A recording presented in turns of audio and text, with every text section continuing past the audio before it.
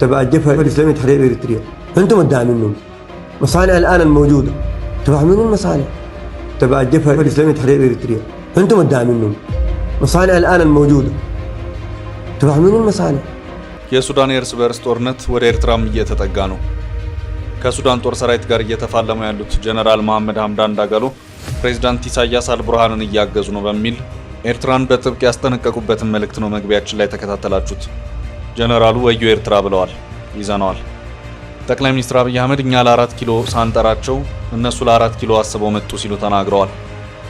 እናንተ አቃቂር ለምታወጡትን መልእክት አለኝ ሲሉም አለኝ ያሉትን መልእክት አስተላልፈዋል። በጀነራል ሐምዳን ዳጋሎ ሄሚቲ የሚመራው ጦር ኤርትራን አስጠንቅቋል። ጀነራሉ ግብጽን በአልቡርሃን ጦር እርዳታ በከሰሱበት መግለጫቸው ለኤርትራ ጥብቅ ማስጠንቀቂያ ሰጥተዋል። ሙሉ መረጃውን እናደርሳለን። ጀነራል ታደሰ ወረደ ከኢትዮጵያ ጉምሩክ ኮሚሽን ውጪ ሌላ ኬላ ተዘርግቶ የሚደረግ ፍተሻንም ሆነ እንቅስቃሴን በይፋ አግደዋል። የጀነራሉን ጥብቅ ውሳኔ በተመለከተ የምናደርሳችሁ ዕለታዊ መረጃ ይኖራል። በትላንትናው ዕለት በቁጥጥር ስር የዋሉት የቀድሞ የሰላም ሚኒስትር ዴኤታው አቶ ታዬ ደንደአ በዛሬው ዕለት ፍርድ ቤት ቀርበዋል። የችሎት መረጃውን እናደርሳለን። የትግራይ ክልል ሃይማኖት አባቶች ቅዱስ ሲኖዶስ በራያ የወሰነውን ውሳኔ ተቃውመዋል።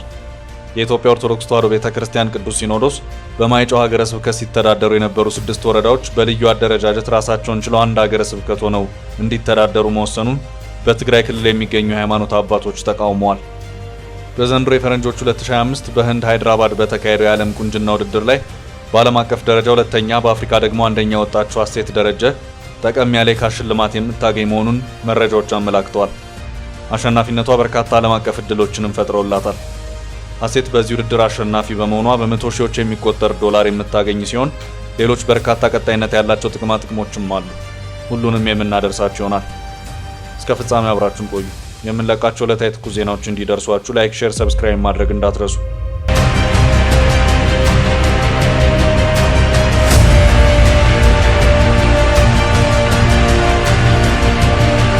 ለኤርትራ ከባድ ማስጠንቀቂያ ተላከ። ለኤርትራ ከባድ ማስጠንቀቂያ ተልኳል። የሱዳኑ የእርስ በርስ ጦርነት አድማሱን ወደ ኤርትራ ሊያሰፋ ዳር ዳር እያለ ነው። በጀነራል ሐምዳን ዳጋሎ ሄሚቲ የሚመራው ጦር ኤርትራን አስጠንቅቋል። ጀነራሉ ግብጽን በአልቡርሃን ጦር እርዳታ በከሰሱበት መግለጫቸው ለኤርትራ ጥብቅ ማስጠንቀቂያ ሰጥተዋል። የፈጣን ድጋፍ ሰጪ ኃይሎች አርኤስኤፍ አዛዥ ሌተናል ጀነራል መሐመድ ሐምዳን ዳጋሎ ወይም ሄሚቲ በሰሜን ኮርዶፋን ግዛት በሚገኘው ኤልኦቤድ ላይ ጥቃት ሊሰነዝሩ እንደሚችሉ በገለጹበት ንግግራቸው ግብጽ የአርኤስኤፍ ቦታዎችን እያጠቃችና የባላንጣቸውን ጀነራል አልቡርሃንን ጦር እየደገፈች ነው በማለት ክስ አቅርበዋል። ባለፈው ሳምንት መገባደጃ ላይ አልካዊንና አልደቢባትን መልሶ የያዙትን የዳርፉርና የኮርዶፋን ተዋጊዎች ካሰባሰቡ በኋላ የአርኤስኤፍ ኃይሎች በኤልኦቤድ ዙሪያ በ3 አቅጣጫዎች ማለትም በአልካዊ፣ ሐምርት አልሼክ እና አልሐማዲ ተቀምጠዋል። ሄሚቲ ባስተላለፉት መልእክትም ለሰራዊቱ መናገር የምፈልገው ኤልኦቤድን፣ ዳርፉርና ኮርዶፋን ለማጥቃት እንደ መነሻ ነጥብ ለመጠቀም ካሰቡ ወደ እርሶ እንመጣለን። ኃይላችን በማንኛውም ጊዜ ለመንቀሳቀስ ዝግጁ ነው ሲሉ ቴሌግራም ላይ በተጋራው ንግግራቸው ተደምጠዋል። የጦር አዛዡ የጦርነቱ ፍጻሜ ከታጣቂ ኃይሎች ንቅናቄ ድርጅት መጥፋት ጋር የሚያያዝ ነው ብለዋል። ወደ ድርድር እንደማይመለሱ የገለጹት ሄሚቲ የመስማማት ዘመን አብቅቷል፣ ህዝባቸውን በአየር ላይ ከሚገድሉት ጋር ድርድር የለም፣ ወንጀላቸውን ለመቀበል አሻፈረኝ ካሉት ጋርም ሰላም የለም፣ ለፖለቲካዊ መፍትሄ ዝግጁ ነን፣ ግን ከገዳዮችና ወንጀለኞች ጋር አይደለም ሲሉ አክለዋል።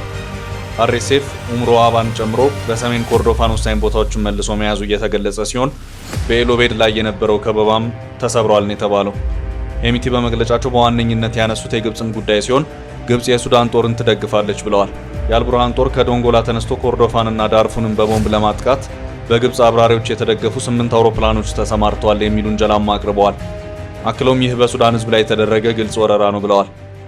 እሁድ ዕለት ግብጽ የጦር መሳሪያ፣ ጥይቶችና የአቪዬሽን ነዳጅ የጫኑ 32 ወታደራዊ መኪናዎችን አስመጥታለች ሲሉ ሄሚቲ የተናገሩ ሲሆን ሱዳንን የሚያሰጋ ማንኛውንም የውጭ ጣልቃ ገብነት እንደሚጋፈጡ አስታውቀዋል።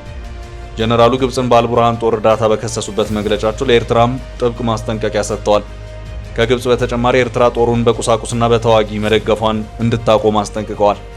ከሱዳን ጦር ሰራዊት ጋር አብሮ የሚሰሩ ቡድኖች ከፈጥኖ ደራሽ ኃይል አርኤስኤፍ ጋር የሚደረገውን ውጊያ ከመቀላቀላቸው በፊት ኤርትራ ውስጥ ስልጠና እንደሚወስዱ በተለያዩ ጊዜያት መገናኛ አውታሮች መዘገባቸው ይታወቃል። تبع الجبهة الإسلامية تحرير إريتريا، أنتم الداعمين. مصانع الآن الموجودة تبع من المصانع؟ تبع الجبهة الإسلامية تحرير إريتريا، أنتم الداعمين. مصانع الآن الموجودة تفهمون المصالح. መልእክት አለኝ። ጠቅላዩ 4 ኪሎ አልጠራናቸውም። ጠቅላይ ሚኒስትር አብይ አህመድ ከዚህ ቀደም ኑ አብረን እንስራ ብለን የጠራናቸው ሰዎች ለ4 ኪሎ የጠራናቸው አድርገው አስበዋል። እኛ ለ4 ኪሎ አልጠራናቸውም። እናም እንደዚያ ብለው በማሰባቸው ተሳስተዋል ሲሉ ተናገሩ። ጠቅላይ ሚኒስትሩ ይህን የተናገሩት ከብሔራዊ ቴሌቪዥን ጣቢያው ጋር ባደረጉት ረዘም ያለ ቆይታ ነው። በዚሁ የቅድመ ቃለ ምልልስ ማስታወቂያ ላይ በተለቀቀው ቃለ ምልልሳቸው አንዳንዶች ከእጃችን ላይ ግል ምንዳ ጠበቁ፣ ያንን የግል ምንዳ ከእጃችን ሲያጡ አኮረፉ። ኑና አብረን እንስራ ሲባሉ እኛ ነው የተባልነው 4 ኪሎ ነው ብለው ያሰቡ ሰዎች ሳቱ ሲሉም ተናግረዋል። ጠቅላይ ሚኒስትሩ በዚሁ ንግግራቸው እነማንን እየወቀሱ እንደሆነ ግን በስም የጠቀሱበት ሁኔታ አልታየም። እሳቸው ወደ ስልጣን የመጡ ሰሞን ከጫካም ከውጭ ሀገራትም የጠሯቸውን የተለያዩ የፖለቲካ ኃይሎችና ግለሰቦችን ጠቆም እያደረጉ ይመስላል። እሳቸው ስልጣን በያዙባቸው የለውጡ የመጀመሪያዎቹ ዓመታት ኤርትራ ከነበሩት ታጣቂ ኃይሎች ጀምሮ በዲያስፖራ ውስጥ ከሚንቀሳቀሱ የተቃዋሚ የፖለቲካ አመራሮች ድረስ ሀገር ውስጥ የገቡበት ሁኔታም ታይቶ የነበረ መሆኑ የሚታወስ ነው።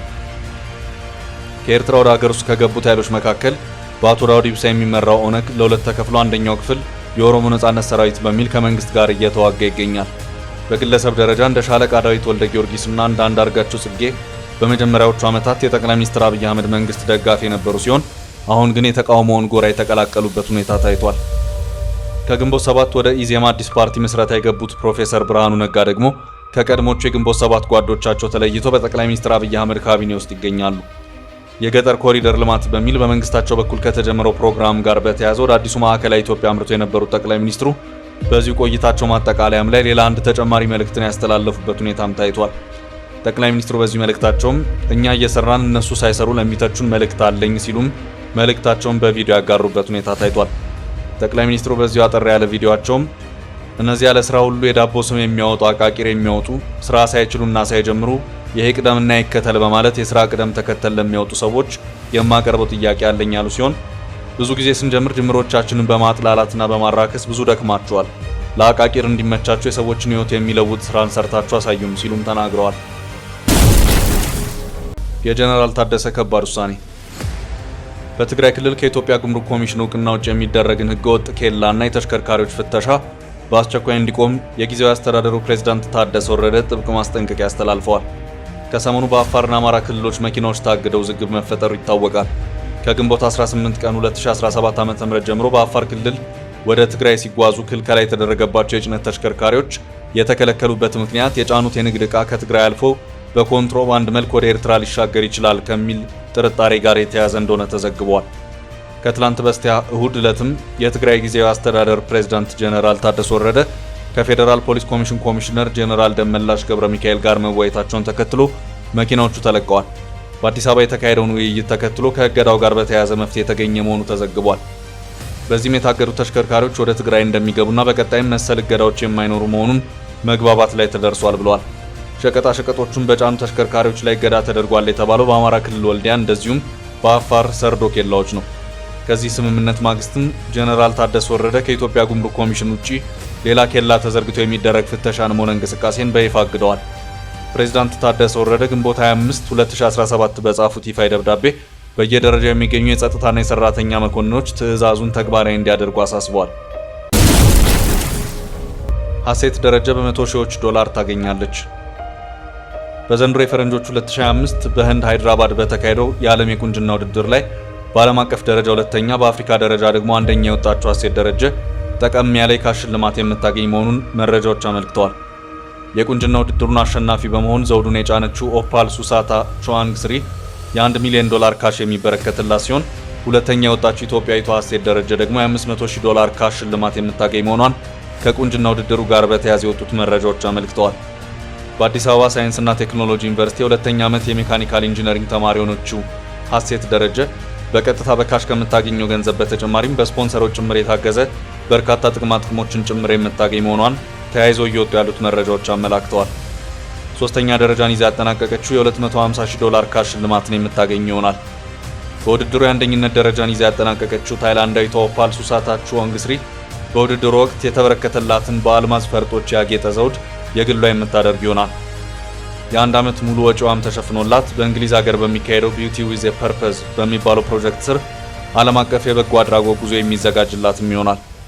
ኢትዮጵያዊቷ ሀሴት ደረጀ በዓለም ታዋቂ ከሆኑ የፋሽን ኩባንያዎች ጋር ጭምር አብራ የምትሰራባቸውን እድሎች ጭምር ከፍታለች። ከውበትና ሞዴሊንግ ጋር የተያዙ በርካታ ዓለም አቀፍ ስራዎችም የሚጠብቋት ይሆናል።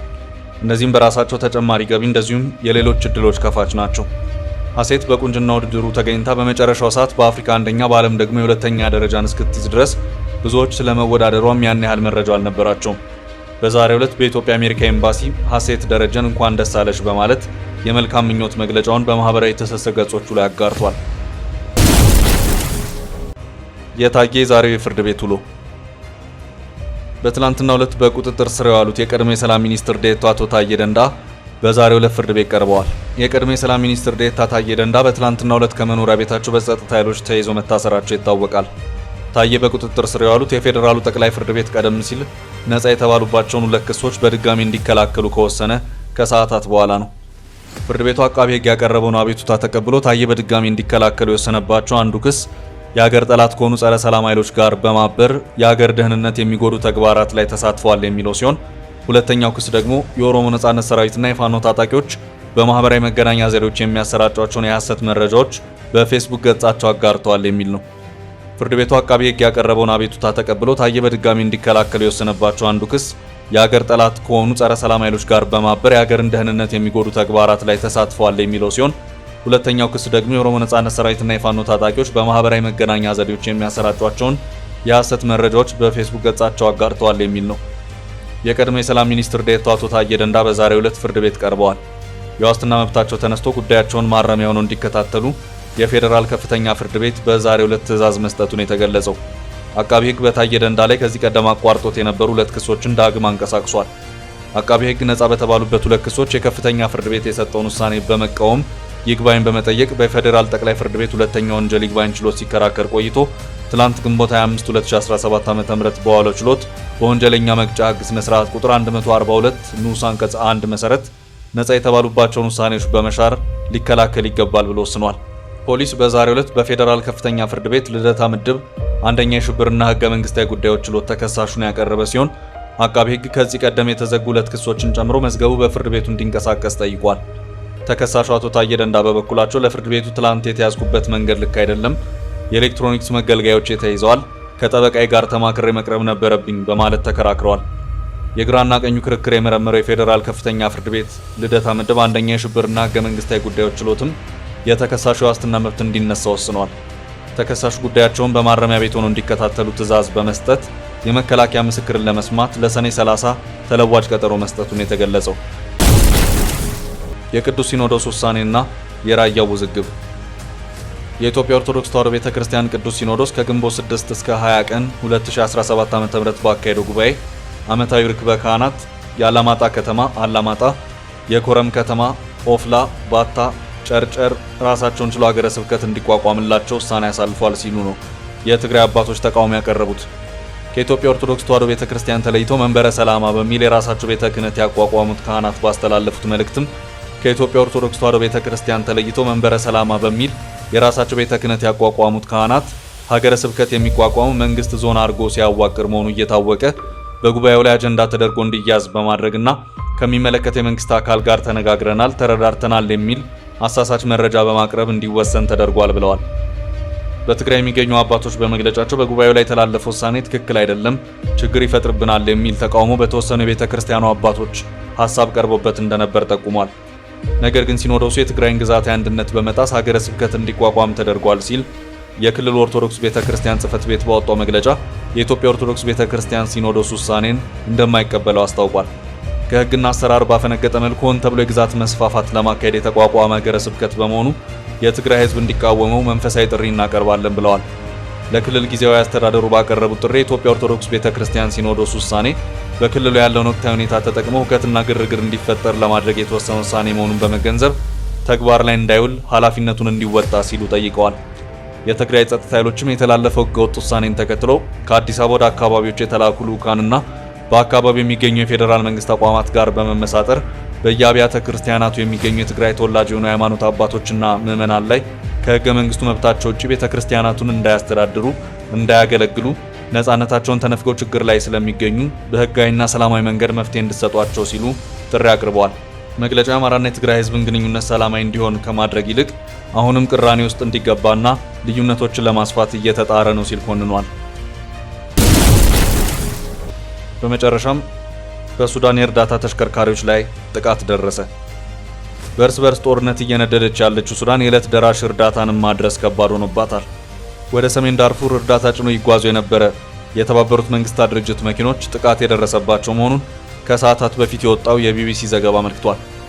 በከፋ ጦርነት ውስጥ የምትገኘው ሱዳን በ10 ሚሊዮኖች የሚቆጠር ህዝቧ በመፈናቀልና ስደት ውስጥ ነው። በዚሁ ጥቃትም የሱዳን መንግስት የጥበቃ ሰራተኞች፣ አሽከርካሪዎችና ሰላማዊ ዜጎች የተገደሉ መሆኑንም ዘገባው አክሎ አመልክቷል። ግድያውን የፈጸሙት ከሱዳን ጦር ጋር እየተዋጉ የሚገኙት የፈጥኖ ደራሽ ኃይሉ ታጣቂዎች ናቸው ሲልም የተባበሩት መንግስታት ያስታወቀ መሆኑን ይሄው የቢቢሲ መረጃ አክሏል። የድርጅቱ ቃል አቀባይ መጀመሪያ ደረጃ ሪፖርት በማለት ባወጡት የክስተቱ መግለጫ ላይ በርካቶች መጎዳታቸውን ገልጸዋል። ይሁን እንጂ የፈጥኖ ደራሽ ኃይሉ ጥቃቱን ያደረሰው የሱዳን ጦር ነው ሲሉ ለቀረበበት ክስ አጸፋዊ ምላሽ የሰጠ መሆኑን የታወቀው ጥቃቱ የተፈጸመው ሰኞ ዕለት ማታ ኤልኮማ በተባለች ከተማ ውስጥ መሆኑም ታውቋል። የኤልኮማ አስቸኳይ ጊዜ በጎ ፍቃድ ሰራተኞች በፌስቡክ ላይ ባጋሩት ተንቀሳቃሽ ምስል እርዳታ የጫነ መኪና ሲቃጠል ያመለከተው ዘገባ ለጥቃቱ የሱዳን ጦር ድሮኖችን ተጠያቂ እንዳደረጉም ቢቢሲ አክሏል።